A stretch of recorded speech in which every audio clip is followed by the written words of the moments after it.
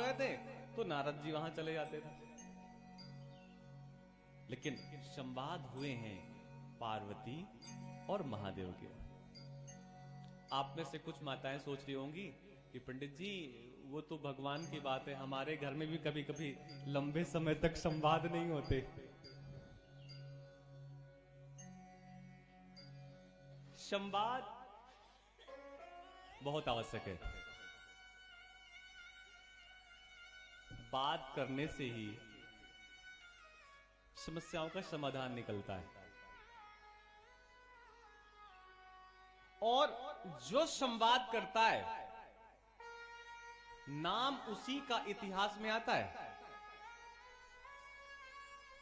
आप वो सत्यनारायण की कथा हो या कोई भी कथा हो, उसमें जैसे ही प्रवेश करेंगे तो दो व्यक्तियों के संवाद मिलेंगे। एक है सूत जी और दूसरे सौनक जी।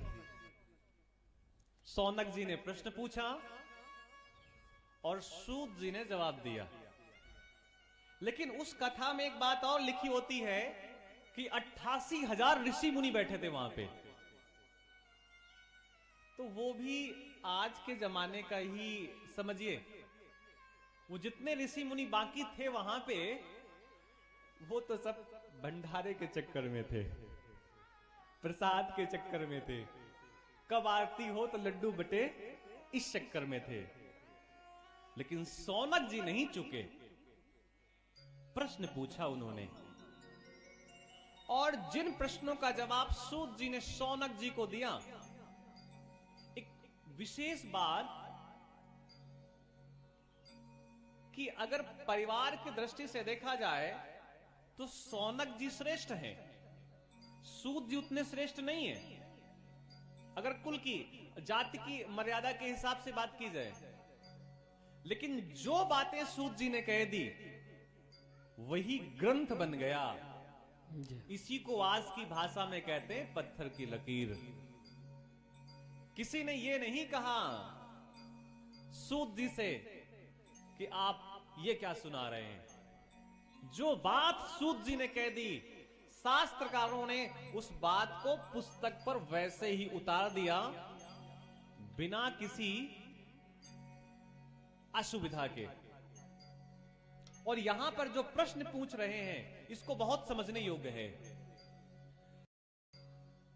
अज्ञान ध्वांत विध्वंस कोटि सूर समप्रभा सूताख्यायी कथा सारम मम कर्ण रसायन। इसमें विज्ञान का शब्द बोला गया है। इसमें कहा गया मम कर्ण रसायन। रसायन केमिकल को कहते हैं, रसायन लिक्विड को कहते हैं, रसायन द्रव्य को कहते हैं। रसायन एक विज्ञान, उसे केमिस्ट्री भी कहते हैं आज की भाषा में। और क्या कहा जा रहा है, मम कर्ण रसायन। कुछ ऐसा कानों में डाला जाए रसायन जो क्या कर दे, अज्ञान ध्वांत विध्वंस। विध्वंस का मतलब बहुत आसान है कि वहां पर विध्वंस कर दे। और वो रसायन कैसा हो, कोटि शूर समप्रभा। उस रसायन का तेज कैसा हो, जैसे हजारों सूर्यों का तेज कान में डाला जाए। बहुत ध्यान से समझिएगा, थोड़ा भी श्रवण नहीं करेंगे तो चूक जाएंगे। इतना उबलता हुआ लिक्विड कानों में डाला जाए कि अज्ञान ध्वांत विध्वंस कोटि शूर समप्रभा। कानों के माध्यम से ऐसा रसायन डाला जाए कि वो कहां पहुंच जाए, हृदय में, और वहां पर विध्वंस कर दे, ब्लास्ट कर दे। वहां पर एकदम से जाकर के जैसे बम फटता है वैसे फट जाए। आप समझिए इसका मतलब क्या हो सकता है। क्या कोई चाहेगा कि कुछ कान से ऐसा डाला जाए कि हृदय फट जाए? लेकिन उससे हो क्या? अज्ञान ध्वांत विध्वंस। हमारे हृदय का अज्ञान नष्ट हो जाए, ऐसा कोई प्रकाश, ऐसा कोई ज्ञान हमारे कानों के माध्यम से डाला जाए। मम कर्ण रसायना।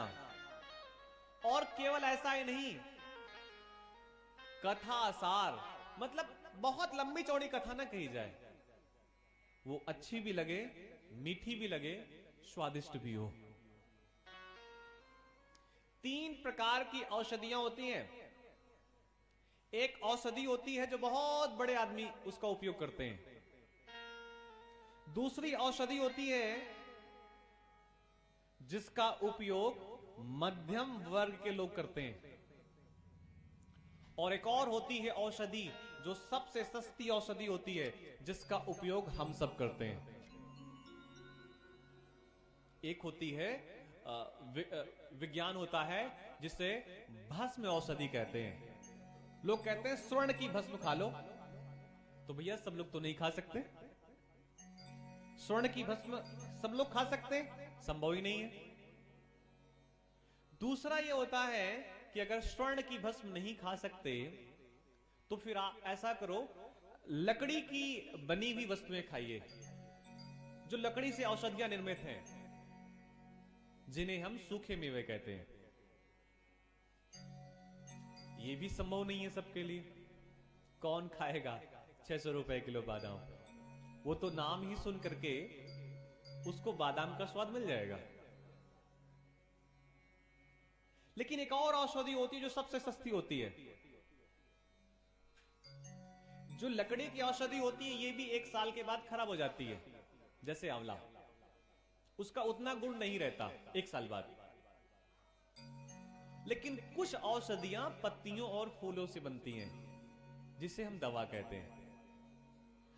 लकड़ी की औषधि भी कुछ कभी अच्छी लगती, कभी अच्छी नहीं लगती, लेकिन पत्तियों से निर्मित दवा मीठी भी लगती है, लाभकारी भी होती है, और लंबे समय तक टिकती भी है, और खाने में कोई समस्या नहीं, और कम पैसे की। तो ऐसी ही ये कथा है। कुछ लोगों के लिए कथा बताया गया कि वो पानी पे खड़े होकर के आप भगवान का ध्यान करिए। कुछ लोग तो धुआं खा करके भगवान का ध्यान कर रहे हैं।